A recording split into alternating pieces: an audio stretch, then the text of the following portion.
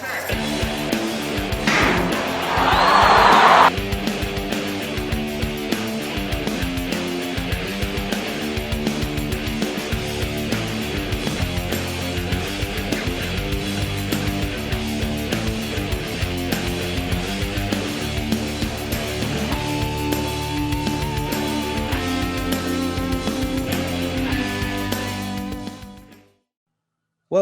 to Sports Saved My Life. My name is Clayton Freck, and I'm the CEO and founder of Angel City Sports. We know the power of sport to change and in some cases save lives. We hear these compelling stories every day, and we created this show to share them with the world. Enjoy the show, and remember to like, follow, share, and comment. All right, so today I'm really excited to interview a new friend, 33-year-old Jake Schrom, a para-powerlifter, that is, with Tokyo Dreams. Jake was born and raised in Carlisle, Pennsylvania, attended Boyle Springs High School, and grew up working in the family landscaping business. When he was 20 years old, he lost his leg in a freak accident while driving a landscaping chip truck for the family business. He found adaptive sports while at Penn State, initially doing track and field and powerlifting. He's had a long and storied career already. He recently won a bronze medal at the Paralympic Powerlifting World Cup in Manchester, England.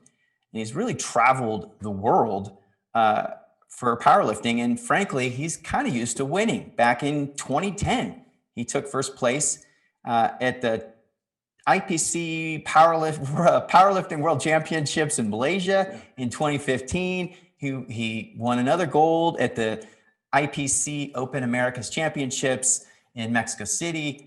And exciting for us in the show today is he's got one more competition in June to qualify for the Tokyo team. And if they froze time right now, he'd make the team. So he's in good shape. He's got to hold his own at that next meet. But really more than that, more than sport, he's a mentor, an advocate, and an ambassador for the amputee community. He's done a lot in that space. So we're going to hear more about that. And what I really love about his story, and we're going to definitely dig into this one, is, I think Jake embodies a almost forgotten work ethic. And I want to hear more about where that comes from. I know it's going to have something to do with the family. So welcome to the show, Jake. Thanks for having me. Appreciate it. All right. So what comes to mind for you personally in your journey when you hear the title of our show, Sports Saved My Life? I think that, kind of really resonates. I identify as an athlete. I always have. And sports have taught me a lot about just life things along the way, like teamwork and goal setting and things like that, which, apply to being, you can apply to your job, you can apply to your family, you can definitely apply to sports too. Just to follow up on that, where do you think you would be in life without sport?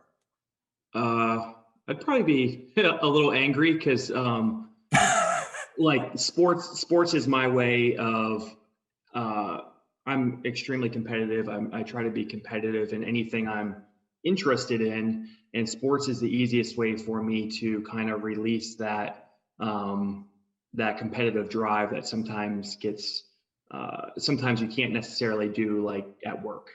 So I like working out and training, and that I like exhausting my body and pushing the limits that way. So it really has been my identity. And if I didn't have that, I would be, I don't know, I guess I would try and find some other way of doing that, but I'm not sure what that would be. Yeah. That's interesting. No, that's beautiful. All right, before we jump into childhood, give me one sentence that describes you. How do you define yourself?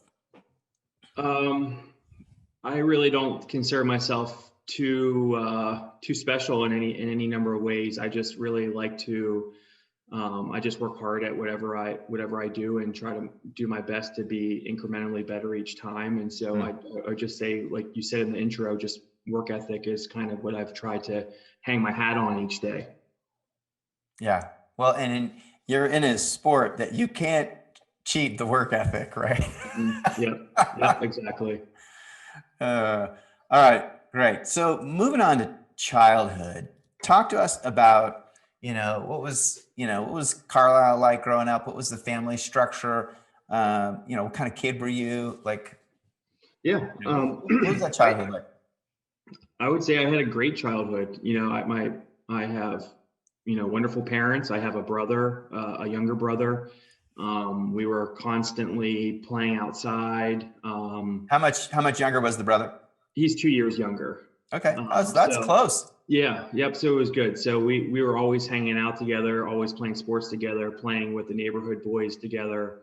Um, Always outside, running around, playing tag, building tree forts, playing basketball, flag football, or Hmm. tackle football. Just whatever we could get ourselves into. Yeah, it was just a great time doing. Really, I would say all video games were out, but we weren't allowed to play video games until I was like a senior in high school, maybe. So we were just outside playing all the time. Well, I mean, that's how kids were raised in the 70s. It was just the door is open, Yeah, go exactly. play, Yeah, right? get out and do something. That's great. Tell me a story from your childhood that uh, encapsulates, but whatever, best memory. Just give me something like a fun story about your childhood that reveals maybe a little bit of what kind of kid you were. Uh, Do you ever get in trouble? You ever get injured? yeah. Like, you ever do something really stupid? Like, whatever. I don't know. I was like the perfect kid growing up. I was always afraid of getting in trouble, so I never much got in trouble. But we used to. Good first child you are. Yeah, yeah.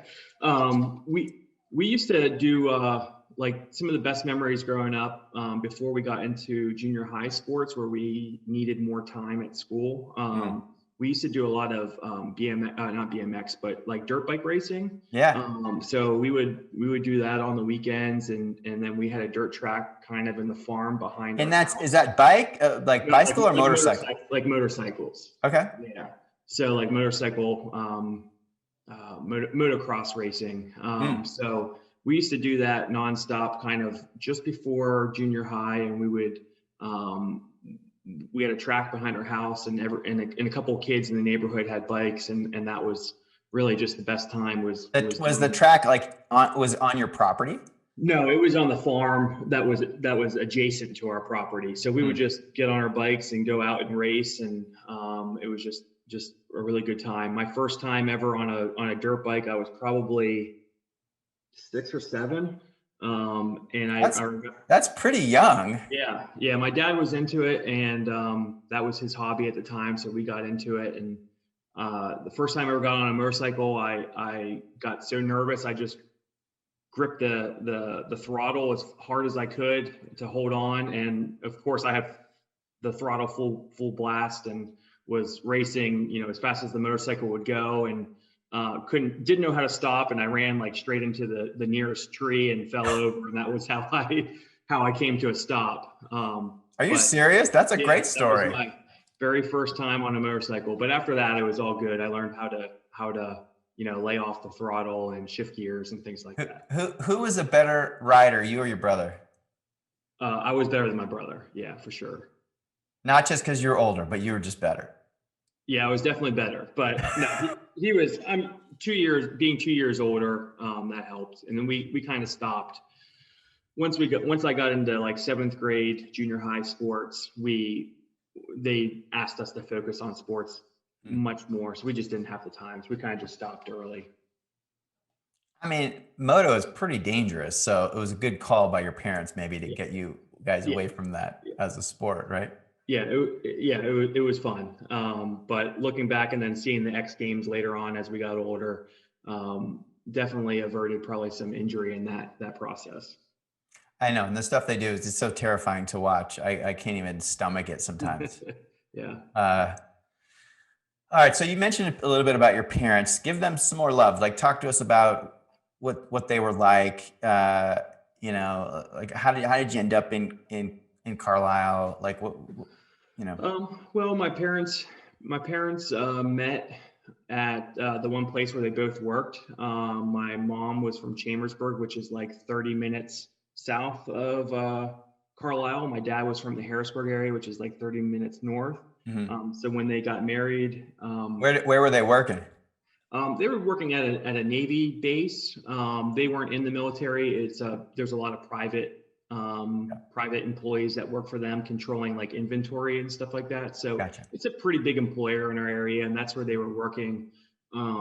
So when they got married and settled down to buy a house, they kind of met in the middle to be half as close to both sides of the family. So that's how we found Carlisle. So did it work? Like, were people on both sides of the family happy, or were they? Everybody was pissed. Yep. No, everybody that worked out really well. I Yeah. grew up closer on my mom's side, which is our family business side Okay. of things. We would have huge family gatherings literally every Sunday after church, where we would play, have a nice large dinner or lunch, and then we'd play sports in the afternoon after that. But we would see my dad's side every couple months or so for like a family get together, things like that. So it worked out really well. That's great. I mean, I have 3 kids, and the power of having that broader family around is really cool to watch. It's really a beautiful thing. Yeah, we were all just super close with everybody. So when you look at your childhood, were there any sort of tough times? Were there any kind of challenges that you ran into? I hear a lot of struggles in junior high, which maybe everybody has some of that. Is there anything that you look back on that was sort of tough during your kind of formative years? No, I mean, not looking back, definitely not. Everything is kind of in perspective to my injury at this point in life.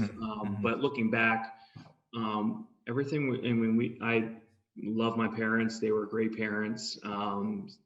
Let us do a lot of things and exposed us to a lot of things. Taught us good work ethic. So I don't have anything bad. I mean, in kind of what prompted me to gravitate towards lifting is I was never, like some people say, they were maybe like bullied or whatever, and so they got into lifting to get stronger and bigger, and then that kind of like fosters that habit. I was never bullied or anything like that, but I've always been much more shy and timid and kind of feeling socially awkward to some degree, especially when you're going through puberty and you're trying to figure things out.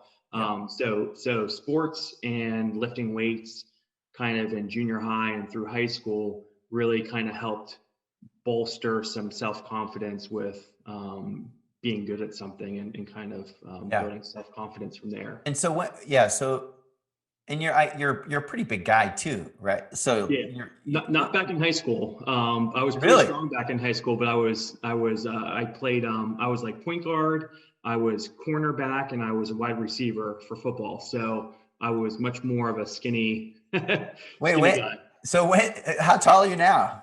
I'm like 5'10". Okay. Yeah. So I was like 5'10", 170, 175 in high school when I graduated. Average, right now I'm about 230, but that's missing a leg. So it'd probably be about 250, 255. So a lot beefier. My son's an amputee, so we try to do the math sometimes on that. It's like, really, and then how much does the prosthetic weigh? But, okay. So when did you find weightlifting? Because it's cool that it's been something that you've pursued. Yeah, probably ninth grade in gym class, and they started promoting it more for gym class, and then obviously then you're getting into varsity sports. So then you're doing some sort of weightlifting regimen. My dad, so he grew up working for he was working at the Navy Depot when he met my mom, but eventually started working for our family business, and he was still out in the field a good bit at that time when I was growing up. So he was doing like part sales, part field work. And so like climbing trees, he didn't really lift weights until I got into it, but he was a very strong guy. So, seeing him being, I remember always asking him to flex a muscle and then like hanging on his bicep and things like that. So I've always been pretty into it. And so once I got of age and started lifting for a couple of weeks, and then you see like a little bicep muscle starting to form, and then you go and like in basketball, we ran all the time. So we didn't have time to really lift weights. So you go through a season and then you lose all that muscle. I was just like so frustrated that you have to build it back up again. Once I got out of high school and started lifting weights, that's all I wanted to do, was just kind of like build upon that. But it really started in junior high. And when did you know you were good? I would say kind of as I was getting out of high school, like graduating high school. I had one of the nobody in our team would, like, we had strong people, but we didn't focus on the weightlifting as much as what I think people do nowadays in high school sports. For being a smaller guy on the football team, I was one of the stronger in the bench press. So I kind of realized it then. And then once I got out of high school and stopped doing sports where I'm running all the time and kind of wasting those gains, and I could focus on it, I was just like, well, I'm gonna see where this leads me and just try to progress.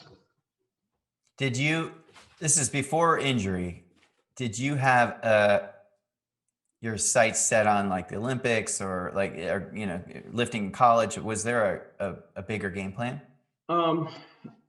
Not necessarily. I don't think I was getting into lifting very heavily. And I think I had never thought about powerlifting, like able-bodied powerlifting. I would like to think that I would have found it eventually as an avenue. So I technically wasn't thinking about it, but I was lifting in a way where I might as well have been thinking about competing. Just trying to push my body and see what I could get up to. And is there a love of lifting for you? Yeah, I would say so. I mean, it's a huge stress relief. That's one thing, or a frustration release. I feel much calmer when I can exhaust all of my energy into something, whether that's going for a walk, which is hard. I mean, it's easy, but going for a long walk is exhausting, or like lifting weights. And I just like lifting weights. So that's always just been a way for me to kind of do a stress release. And you seem so calm and like chill. So it's funny to hear you say like how important lifting is to keeping you calm.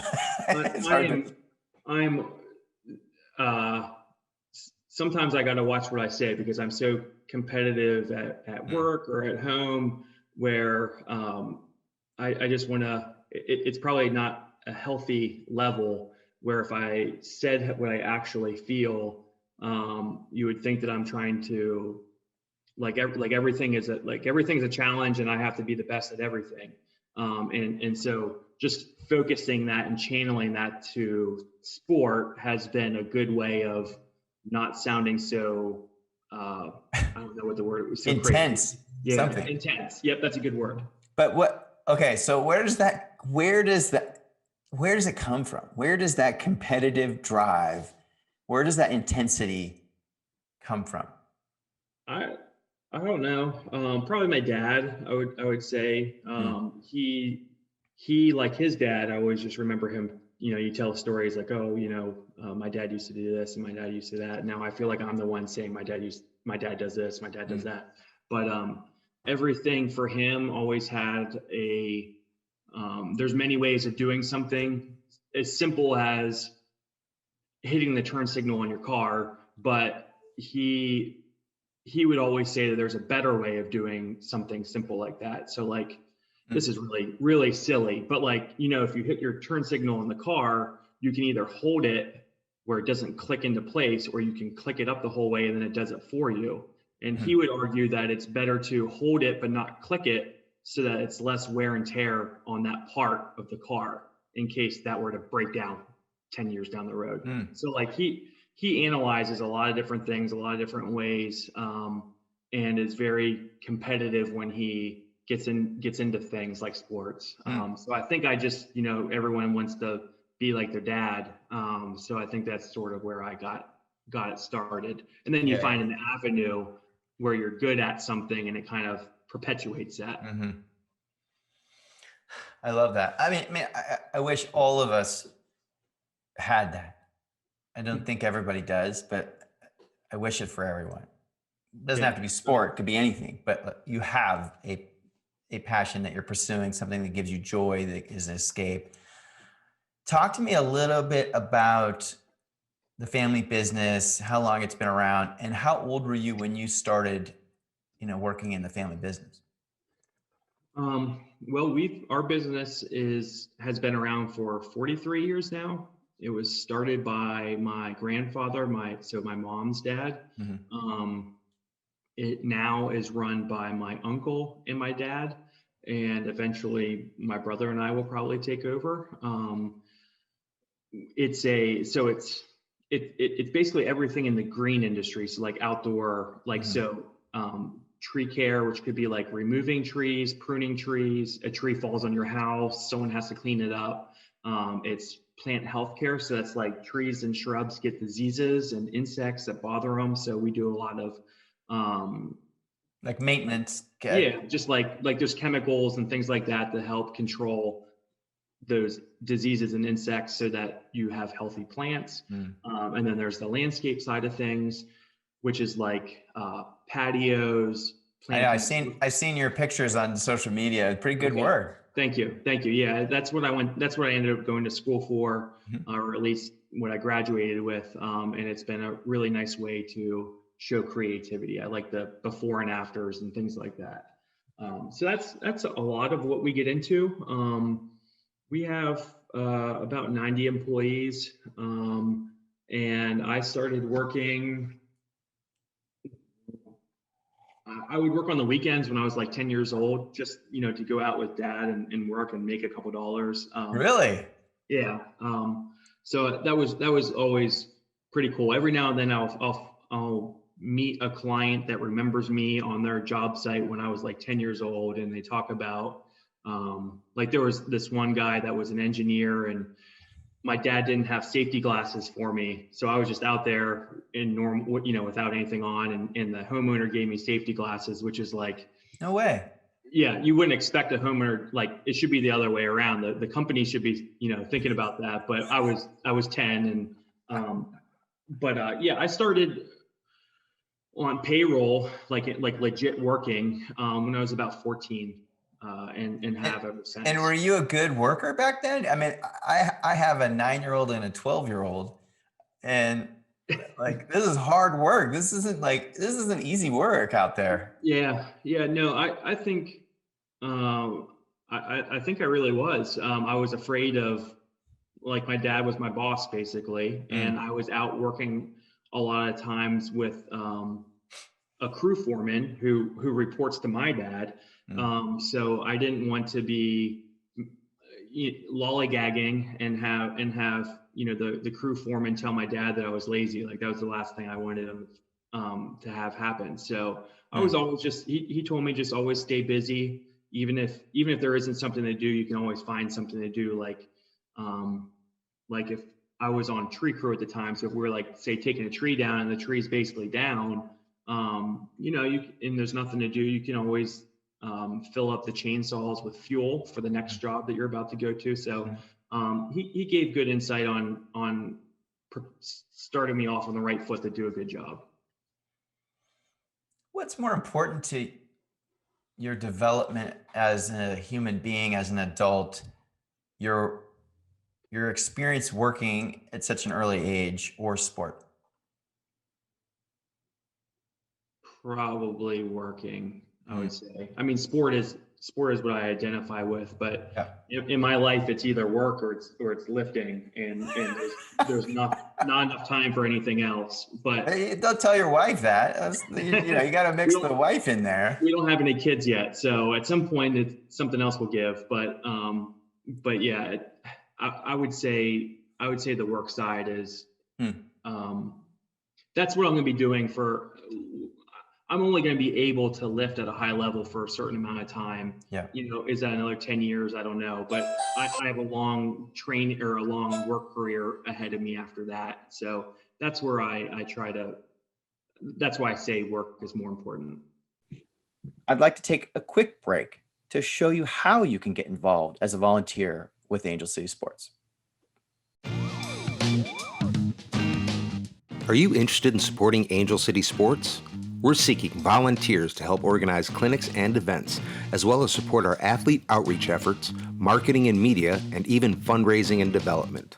All skill sets and backgrounds are welcome in support of our mission to provide free adaptive sport opportunities for children, adults, and veterans with physical disabilities or visual impairments. For our younger athletes, we welcome you to join the Angel City Youth Leadership Council. Middle and high school age students are eligible to join the Youth Leadership Council, where you will learn about the disabled community by working side by side with our athletes and acquire important skills such as teamwork, leadership, philanthropy, and event management. To sign up for our volunteer newsletter and stay up to date on all upcoming opportunities, visit angelcitysports.org. I love the family business. I love, how early you got into it. I have read a little something about your, I don't know what the right word is, admiration for your grandfather who started the business. Can you talk a little bit about him and what he means to you? Yeah, it's funny, I don't ever cry, but it always brings out emotion. But he's like 84. I think he's 84 now. Still works, not like he did up as of 2 years ago. He's had a lot of back surgeries the last 2 years. So, but he perspective, work ethic, that has always come from him. He cut his finger off on a job and returned, went to the hospital, got it stitched up, and returned to finish the job so that he could get paid that day. We have employees, we have great employees, but maybe you get a cut on your hand or a cut on your face or something for whatever, and it's a trip to an urgent care type company and off for the rest of the day. And I just always, that's a different time, maybe 40 years ago, 35 years ago. But that's one example. He started our business. He started a church at the same time. So he had a lot going on. He always if he wasn't working, he was helping people as being a pastor of the church. So he kind of had this mentality of, you sleep when you're dead type thing, which isn't good for lifting. You need to sleep a lot, but so that's wisdom you can't really incorporate. Yeah, but the message behind it of he's always on the move.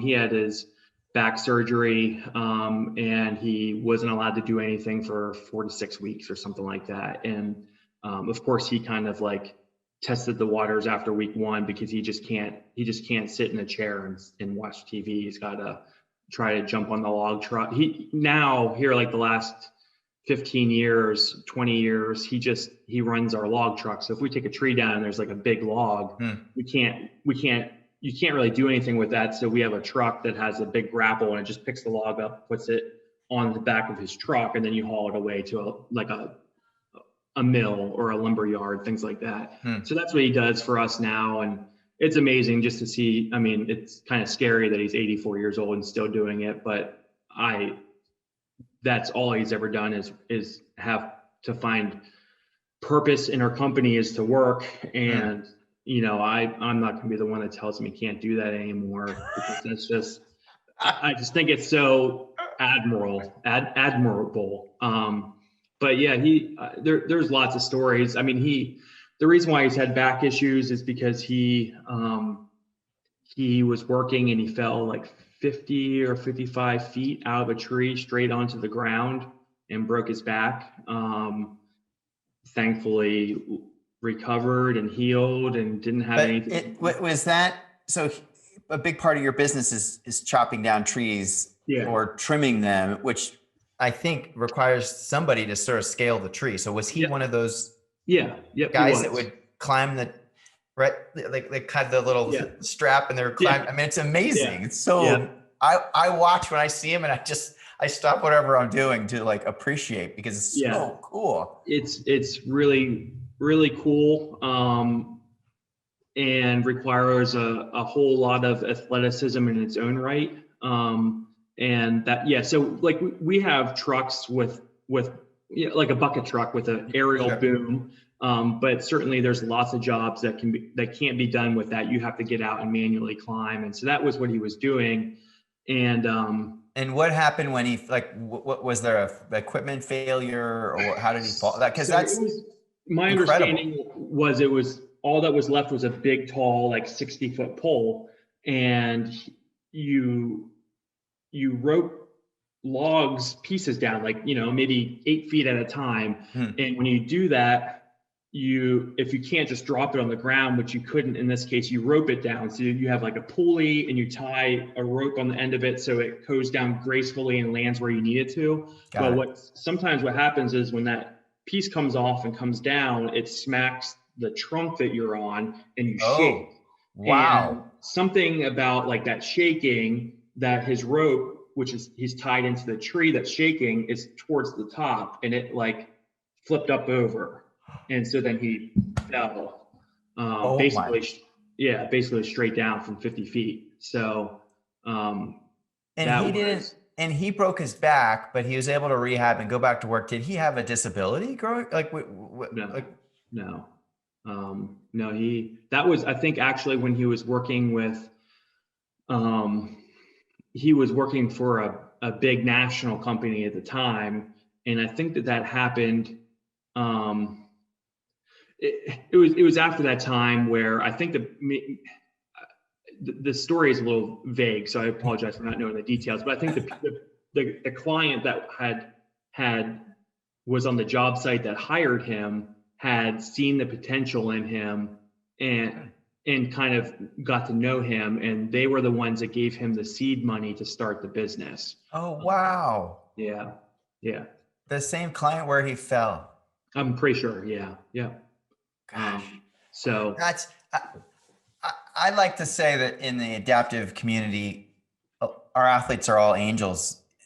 They somehow survived something at some point, whether they're even congenital or acquired, disability.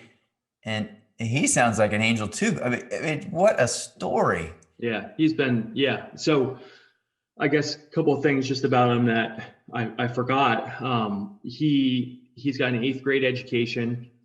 So as of 2 years ago, he was the owner of a multi-million-dollar company.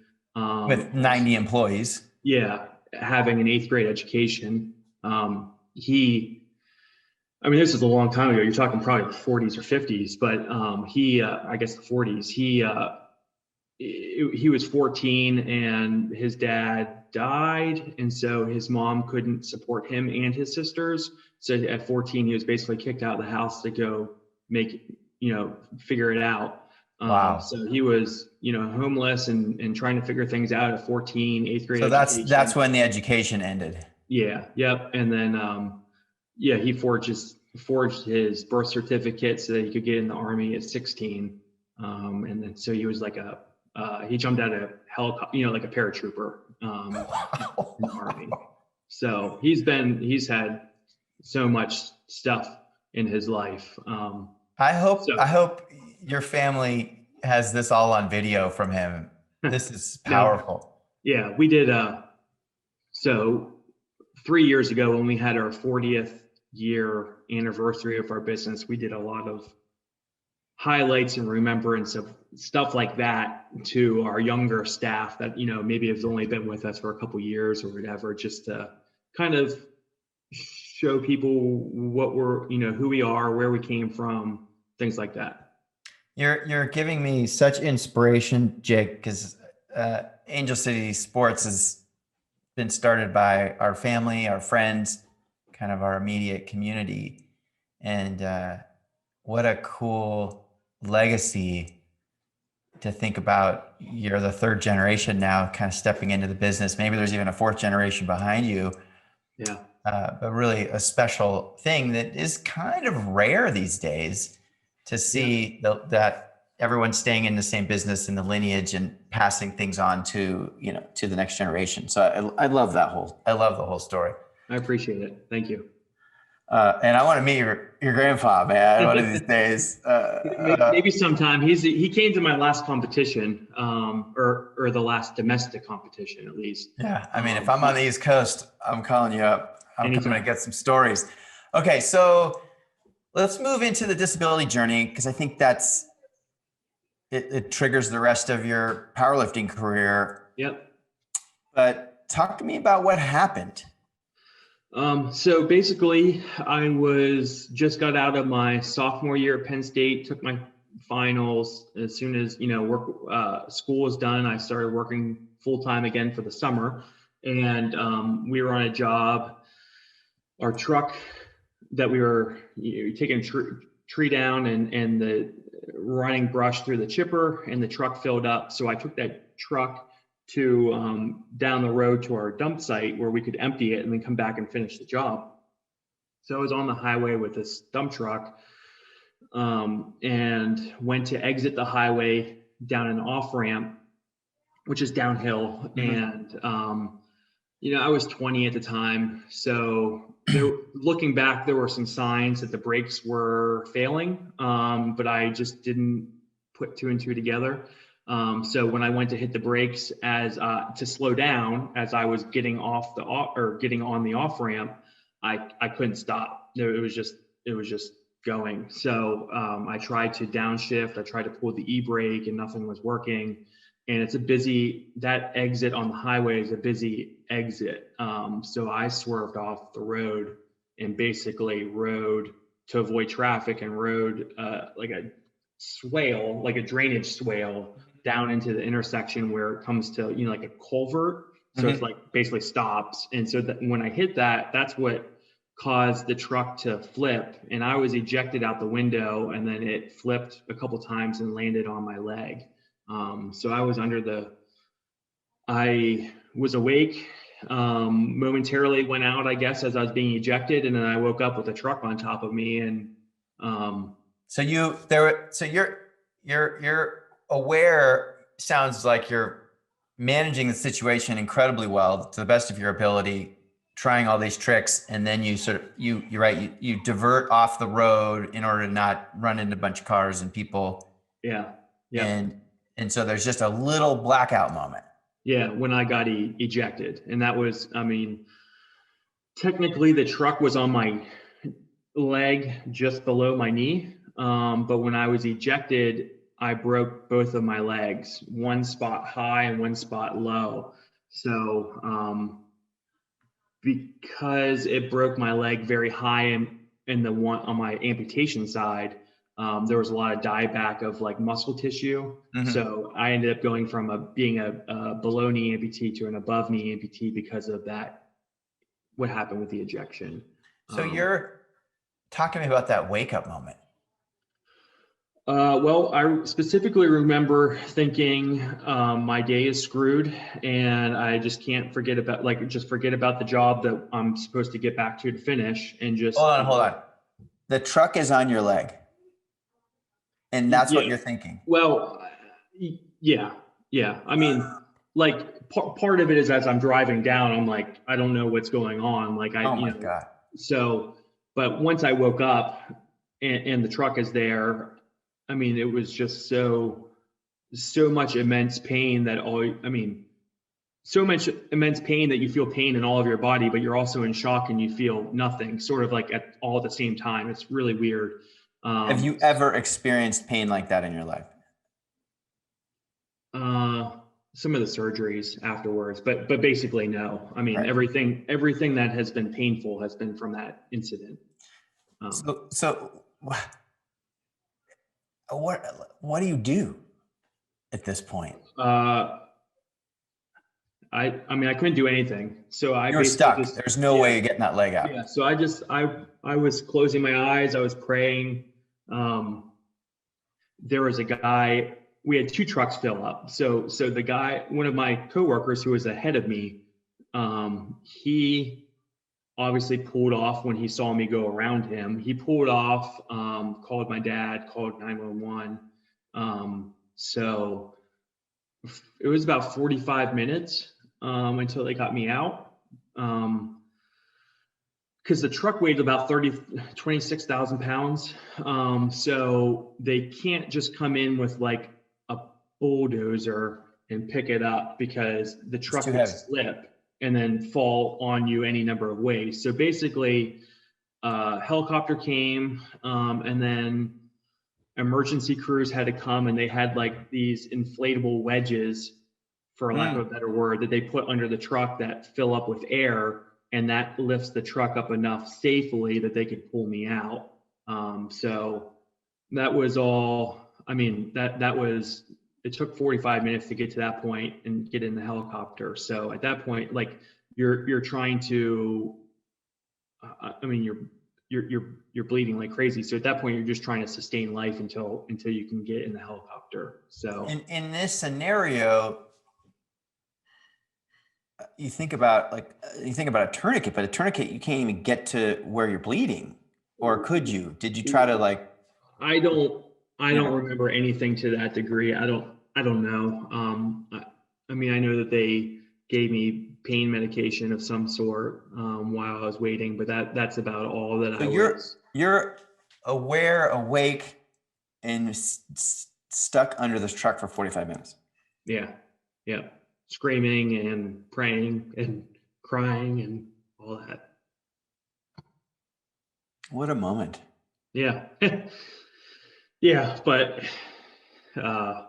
so, I mean, I remember being in the helicopter, and, you know, the helicopter guy just trying to talk to you so you stay awake, and just kind of being like, just some small chit chat banter, kind of like, it stinks that this is, have you ever been on a helicopter before? No. Well, it kind of stinks that this is like the first time, that it brings you to helicopter. Like, I remember conversations like that. And then get to the ER room, and there's a million doctors and nurses there. And I remember them putting the catheter in before I blacked out with the anesthesia, and like screaming because normally you're not awake for that. But then, 1 second goes by, medicine kicks in, you're out, and then you don't feel anything else until you wake up. So it was just a lot of stuff going on. And in the moment, were you processing were you thinking the limb was likely not to be salvaged, or were you even thinking? I had no idea. No idea. At that point, it was just like, just survive. That's all that's all I was thinking about at that point. Yeah. Oh gosh, what a story. What a story. Yeah. So let's talk about the hospital stay, the rehab process. How does that go? Where's your mindset? Do you wake up from that initial surgery, the put down, and you're an amputee, or do they try to save it and there's an amputation? Basically, when I woke up, I think after I woke up a couple of days later, they had already done like 4 surgeries. So I was an amputee. I didn't know it. I woke up, my brother was there. He like sat down on the bed where my foot was supposed to be. Obviously my foot wasn't there, so you could sit down, and I was screaming because I was like, I'm in so much pain, and you just sat on my foot. But it's just, like medication playing mind games on you probably. And that was how I found out. Wow. Yeah. So it's like, I mean, the doctors were amazing. The physical therapy later down the road was amazing. Everyone that worked with me. I always thought that the rehab was the easy part. It was more like the social self-conscious, like getting used to your own new body, because I was very athletic, very strong, very able to do anything I ever wanted. And then all of a sudden you can't even roll over by, like, you need 2 nurses to roll you over on your side so that you can poop in a bucket. So where does your brain go at the moment? You probably don't know anything about adaptive or Paralympic sport. No, right? I didn't know anybody that was an amputee. I mean, yeah, I don't think I really knew anybody well. I mean, you would see every now and then somebody, but so my mom worked with somebody that was an amputee, and he came to the hospital and talked to me. And then a couple people from our amputee support group that were amputees also came to talk to me. So seeing people moving around and walking in real life with prosthetic limbs was really beneficial. And it was sort of at that point that I started to focus more on like, okay, there's a future here. You just have to figure it out, sort of. That was just really beneficial. So I got into meeting with new amputees because of knowing how important that was to me. And, maybe it's a 10-minute visit and that's all it is, but it was to see someone physically like there in front of you that is dealing with the same thing you are, that you to that point knew nothing about. That was very helpful to kind of get a mental image of what to strive for. And so that's beautiful that there was this moment or multiple moments where, the community is kind of rallying around you and giving you some hope and some inspiration. Where was your I want to say self-confidence, but sort of sense of self? Were you able to kind of put yourself back together pretty quickly after the hospital stay and just seeing those amputees kind of got you there, or was there a longer journey of just I would say a longer, you know what I mean? Like where I just hear these stories of amputees, especially with grown men, where they really go dark. So much of their identity was wrapped up in their physicality, not always sports related. And it's a real hard adjustment. Yeah. I mean, I would say it had some like ebbs and flows in that process. I felt perfectly fine around. I mean, you're basically mourning the loss of part of your body. And eventually, I was just happy to be alive, happy to see my family at the hospital, stuff like that. And then you're like, okay. You get out of the hospital and then you're around people and then you're dealing with people staring like crazy. And you think it's because you're a weirdo, and they're just staring because you're different, or what happened to you, that sort of thing. I was in a wheelchair for 8 weeks and because I had a compound fracture in my good leg. So that was, everyone says about these compound fractures being tough injuries, and that's like the least of my worries. So I couldn't put any weight down through it. So I was in a wheelchair for 8 weeks and not being eye level with people, especially when you're dealing with like coping with a lot of things, it makes you feel very unequal. So when I got to be able to stand and use crutches, I was like, okay, this is another step of improvement. And then once I got to be able to walk, I wasn't fully healed mentally at that point, but that was one of the last big steps of like, okay, now I'm back to normal and I'm up and moving. People, dealing with the stairs was surprisingly a huge deal for me because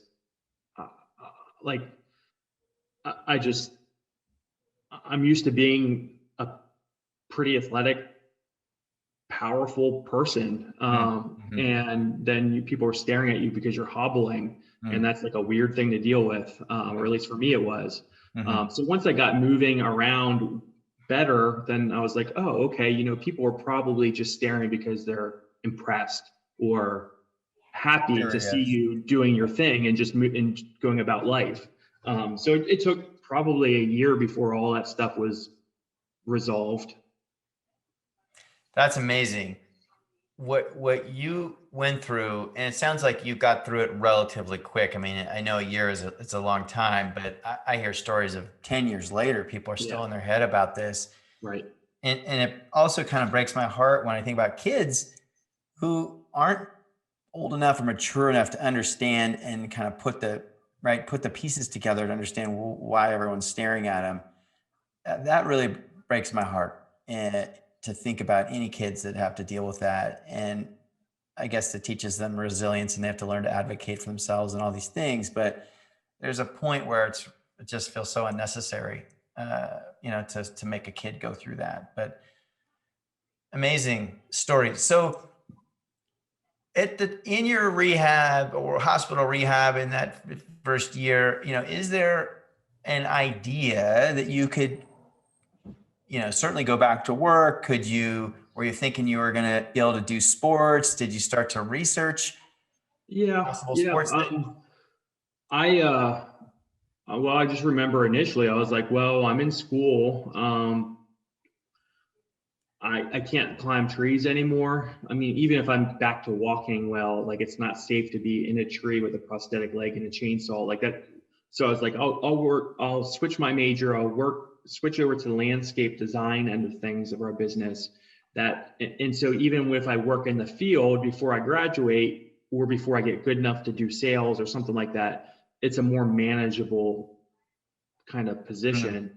Mm-hmm. So that was one thing. I mean, I had, I always forget about this, but I had a trapeze bar installed above my hospital bed so that I could do pull-ups once I was able to. Was it already there, or you asked for it? No, they I don't know, they must have these things. I asked for it and they made it happen. So I could do pull-ups and things like that. This was maybe not I was in the hospital for 2 or 3 weeks. So it was towards the end when I could actually move without hurting, move my upper body without hurting. That's a great story. I love that. You have a picture of it? Probably somewhere. Yeah, probably somewhere. So send it to us. If you can find it, send it to us. I'll see. My parents might have it. I don't know that I have, but I'll do some digging. But I was immediately thinking okay, I gotta, I'm weak in my lower body. I need to do something to at least make up for it in my upper body was sort of my thought process. Okay. And then I was like, okay, people are, immediately if you lose your leg, you're like, okay, in some worlds or 100 years ago, you're not supposed to be able to walk, let alone run. So let me try to run. So then I started Googling amputees running, and then you find out about the Paralympics. You find out about para track and field, and that's how I found ability athletics with Penn State. Mm-hmm. And I was like, wow, I didn't even know that the school I went to had this program, but how. And by the way, there's so few schools that have ambulatory, meaning upright versus being in a wheelchair, adaptive sport programs. So few colleges. I could count them on a hand. So the serendipity of this story is powerful. That you happen to be at Penn State, which is one of the handful of schools that has anything.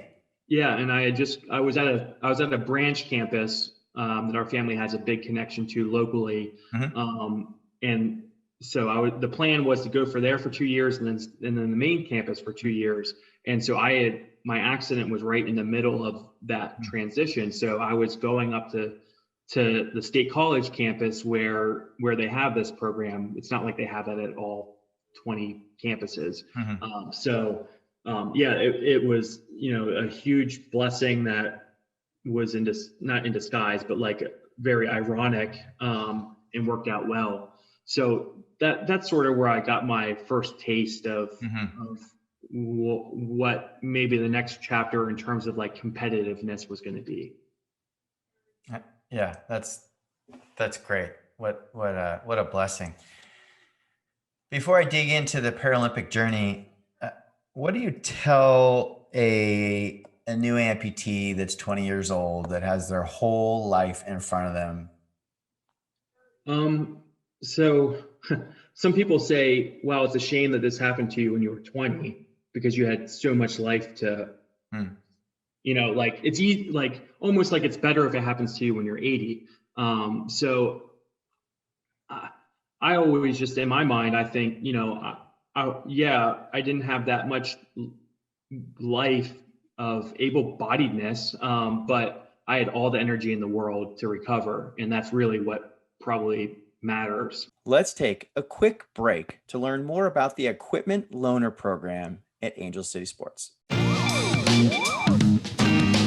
Part of our mission at Angel City Sports is to eliminate all barriers to participation in adaptive sports. Providing free adaptive sports equipment is a major component to this objective.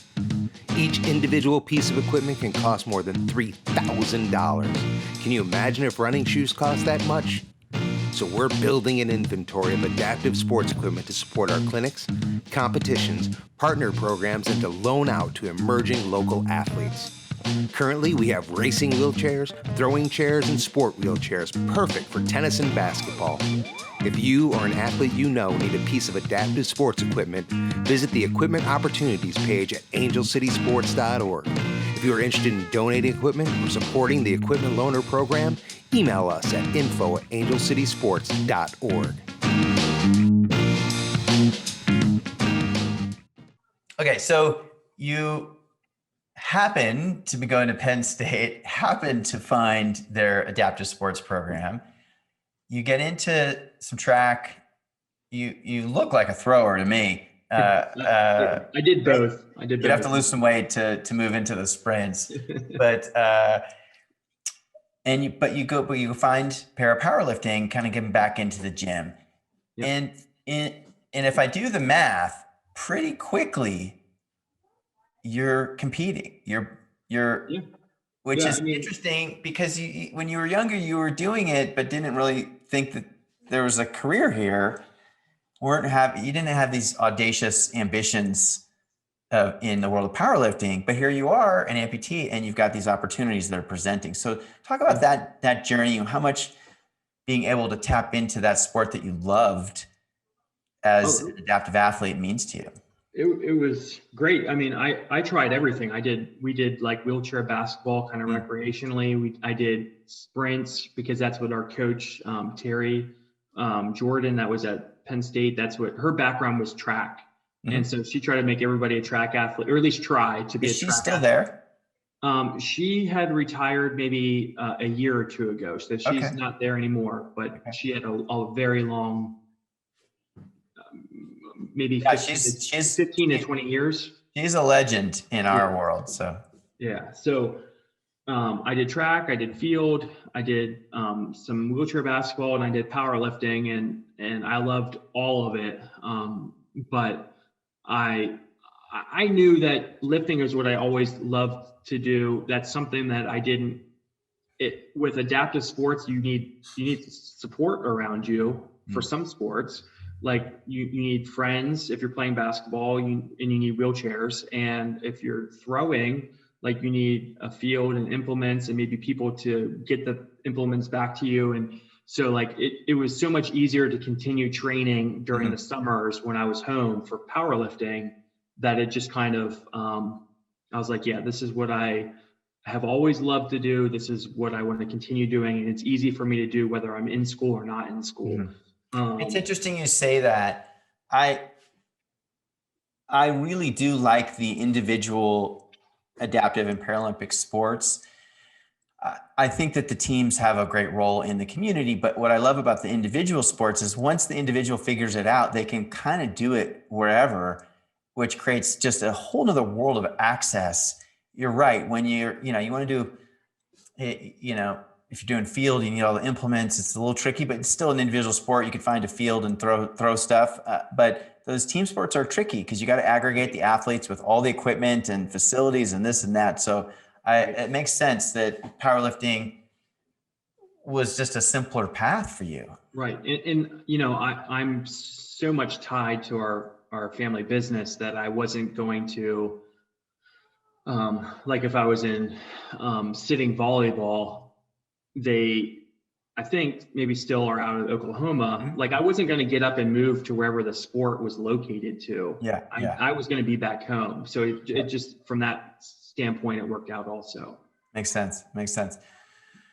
So you had a over 10-year career in the sport, competing internationally a lot. So I'm not going to go into all the details, but maybe just give me one story of your favorite, international experience so far. Um, well, probably the Tokyo World Cup in 2019 was probably the favorite. I I've been getting better and better, but 2019 I really sucked in terms of competing. I had bombed out at the World Championships and was kind of very low after that in terms of like confidence and trying to have to build back up and buckle down and get better. And so then I went to the Pan Ams right after that, like 4 weeks, it was like 4 weeks later. Oh, you went to 2019 Pan Am Games. Yeah. So it was in Lima. I was there. I didn't get to Oh, see okay. any powerlifting, but I Yeah. watched a bunch of track. I underperformed there too, just because I had bombed out so much that I kind of overcompensated and started out very low in my weight just to get on the board, and Then you get tired, and then it's hard to climb up high. catch back up. Yeah. So then when we went to, I'm just buckling down, trying to get better, trying to show what I'm actually like, what my true ability really is. Because I'd made a lot of progress. And so when I went to the Tokyo World Cup, one, it's really cool because it's at the same venue that the Tokyo Games are going to be. So you get to have a feel for what's to come and kind of use that for visualization, like sports psychology, in the build up to it. And then also, obviously I got a gold medal there. So that was sort of just this really relief of finally breaking through, so to speak, of the underperforming of the previous two big competitions. So it was a turning point for me, I really feel like, and I've been able to really build upon that in the last. And that continues because you did well in the Manchester competition as well as put you into contention for the Tokyo team. So that's kind of the beginning of this little arc now. Yeah. I love that. Tell me a little bit about how it was. So you had probably real momentum going into the year 2020, which was obviously our pandemic year. How did you respond to the news of the postponement of the Tokyo Games, and did it affect you in any way? So the week leading up to having to leave, well, COVID hit the world in the US about 2 days before we had to leave for that World Cup that was scheduled. So the week leading up to it, coaches are like, this is an issue. It's a health issue. Would you still go? Would you still risk it, knowing that you might not be able to, you have to pass a temperature scan to come back into the United States or whatever. And I was like, well, I've been working for 4 years. So like, I'm going to do whatever I need to do. I'm not nervous. We'll figure it out. So that was sort of my mindset. And then, obviously things got much worse as time went on in terms of the severity of it. So I was very shocked, but not surprised. And I just was at that point hoping that they weren't going to be canceled altogether. They'd just be postponed, the games. So once I knew the games were postponed, really, it's a blessing in disguise because, I've been getting incrementally better month after month, year after year for the last couple years here, and making some really good progress. And that just gave me a little bit more time to get better, where some of the people that were ranked ahead of me are much older and kind of stagnant in their process. So it gave coming up. So it gave me an opportunity to close the gap some. So that's when I look at the delay of the games by a year, I feel like it negatively impacts people on the tail end of their careers and probably positively impacts people kind of on the beginning of their careers. Yeah. It sounds like that's true for you. Can you talk to me a little bit, for those that don't understand the sport of powerlifting? You can be middle-aged and still competitive. Oh You're yeah, yeah. 33. So when you look at the rest of your career, family, financial, other commitments aside, how long do you think you could compete? And what is that peak, that sort of Um, peak age for powerlifters? yeah. So like obviously some people get into the sport much sooner than I did, and they can have success early on. But like powerlifting is about in powerlifting and in para powerlifting also, you get stronger by how long can you lift consistently in your career. So like, and without getting injured.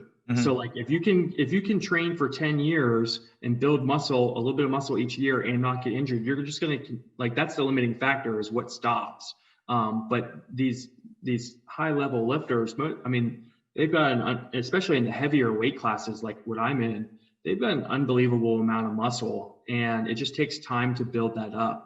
And so the more muscle you have, the stronger, generally speaking, you're going to be. So it just takes a lot of time, and like 35 to 45 are like prime years. Probably 40 is I would say the like, I, I don't know what my top end will be, but like, I don't see myself, I see myself getting better, and I'm only 33. So I feel like I have a whole lot more that I have especially now with our sport, our team, our USA sport having more support with like nutritionists and sports Mm-hmm. psychology and things like that. I feel like I have a whole lot more to give than where I'm at right now. So I mean, I don't think there'd be anything past, like I could easily do it to 40.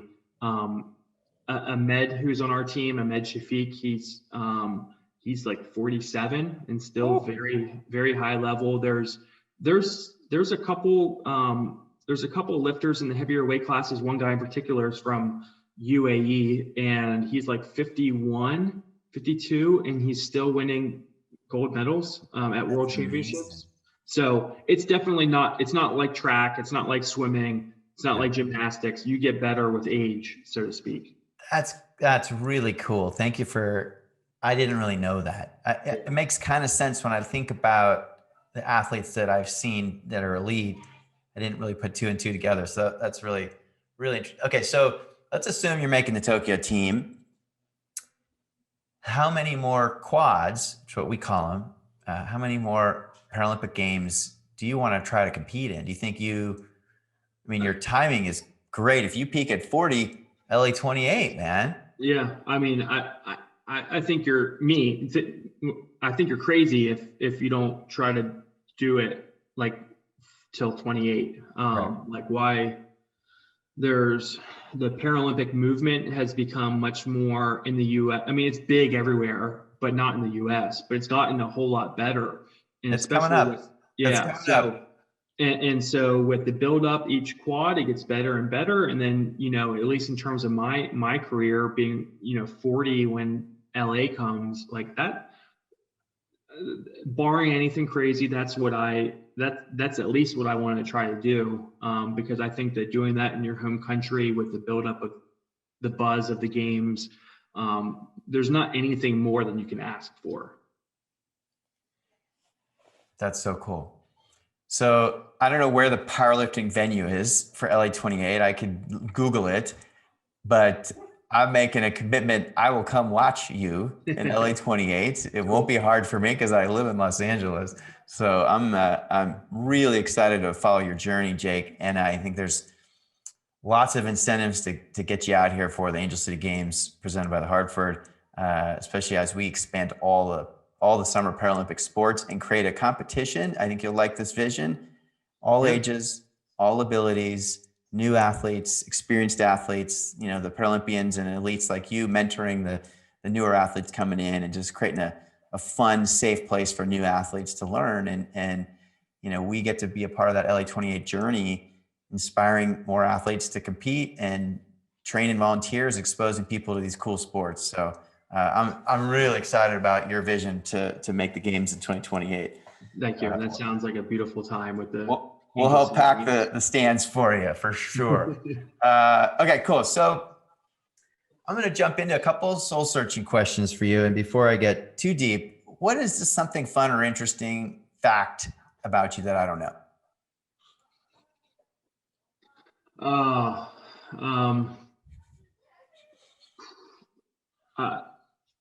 Not really like, so, I mean, maybe you'd assume it, but I eat a ton of food, like a ton of food. One of my first, and I always have, I mean, especially because of lifting and doing sports, like just burn through calories. So like the first one, Give me like a typical meal, like daily meal plan for you. What are you eating? Well, I mean, I eat 6 meals a day, basically every 2 hours from when I wake up, give or take. So I made sure I ate a lot before we started here, so I would not get like angry. But it's like this circle, you can't get out of it. You have anger issues, so you have to weight lift, so you have to eat. Eating helps your anger issues, and it's like this thing. Yeah. So like some of my friends joke because when we went out for the first time, like friends from college, I was on this kick where I would do like, at like diners, you can get eggs and toast and like 2 eggs and toast. Well, I need like 8 or 10 eggs. And, so I want your 2 eggs and toast times 4.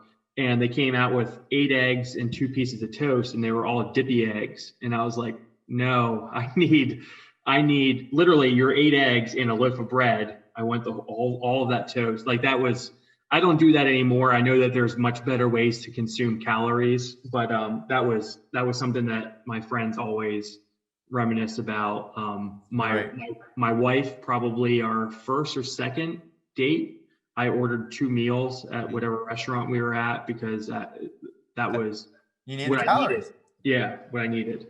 But kudos to you. You didn't order 2 meals on your first date. You waited for the second date. Yeah. So, like at least you have a little social awareness. Yeah. Yeah. She's fully aware of what I need. And if I get angry, it's usually like, okay, do we need to go get some food? The anger issue keeps popping up. I think you might have an anger issue. I'm usually pretty chill and calm, but there are certain times or things that bring out the like just grumpiness. I mean, honestly, like you're so chill. It cracks me up that that's even an issue. It's hard to even imagine. So I'm just loving that. Loving that about you. All right, a couple more quick questions. We'll wrap this up. But what has your disability taught you?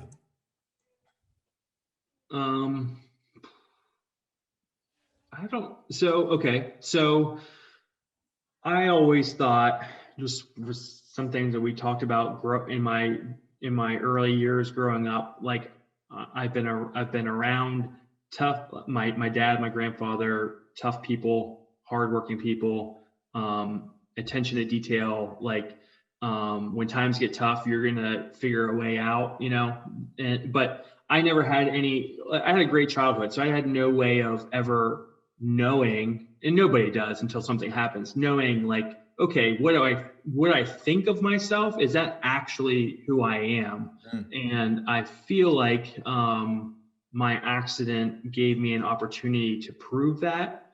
And I've been through some tough stuff with my accident that it gives perspective on a lot of things on life in terms of what is something to complain about and what's not, and what's something that's tough and what's not actually tough. Like my last revision surgery, so like on my amputation, so you remember it was like on below my knee, and now I'm way up on my high above me. My last revision surgery, to take the last bit off, they had to have me be awake so that they could figure out where the live tissue and the dead tissue was. So they took needles and they put it in on both sides, and they were trying to figure out the length of my leg. And so when they needed me to be awake to feel where there was a snapping in my leg. And so once it got to my toes, I knew that's where they knew the live tissue was. And so then I said, yeah, that's where it is. And they took like a wire, I guess is what it looked like, and cut the tissue off right there while I was still awake. And then they put me under to do like the bone and the But could you sutures. feel the wire? Yeah, oh yeah, yeah. So like that for me, I don't know, maybe that's typical, but like most people don't go through that. And so for me, not forgetting that, like, it just sometimes I have to remind myself that whatever I'm going through is nothing compared to like past things I've gone through, but that it's really given me a good perspective on like, what's pain, what's not pain, what's a bad day, what's not a bad day, that sort of thing. Man, that's wild. Oh. All right, I'm going to ask you two kind of big, you can choose how big they are, questions. They're kind of related, but sometimes they're different. What is your passion in life? Meaning, what do you really love to do? And what do you think is your purpose? Meaning, why are you here? Why did you survive? Why did you have this traumatic, crazy event with a truck rolling over your leg? Yeah. Yeah, they're probably different. My passion is, I love landscaping. I didn't grow up knowing anything about that on my side, in our business. But now that I'm in it, I mean, outside of work, when I'm at home in our yard, like I strive to have our yard be the best looking yard, like on the street, or like I just really enjoy it. I get a lot of calm from that.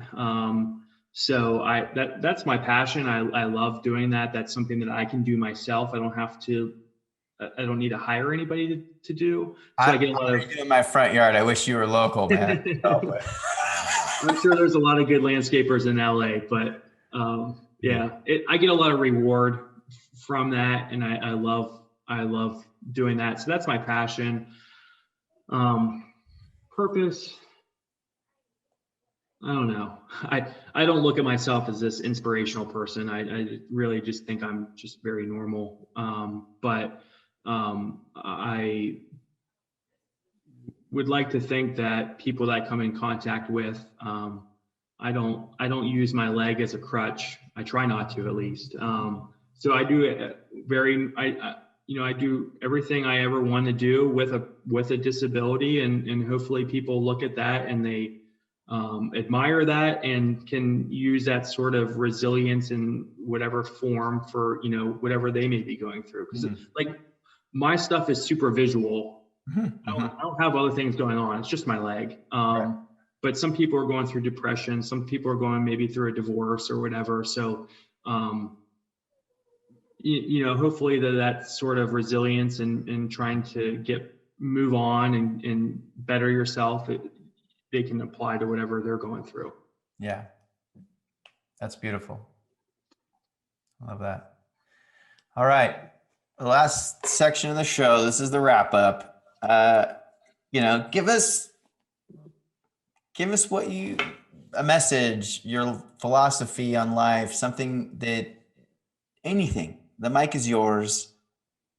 Shout outs, whatever you want. Yeah, I've been thinking about this the whole time. I haven't thought of anything like earth shattering. I mean, listen, you've already dropped a lot of great nuggets. The line, "I don't use my prosthetic leg as a crutch," cracks me up too. I haven't heard that before. I would just say, there's a lot going on with the pandemic and people's concerns for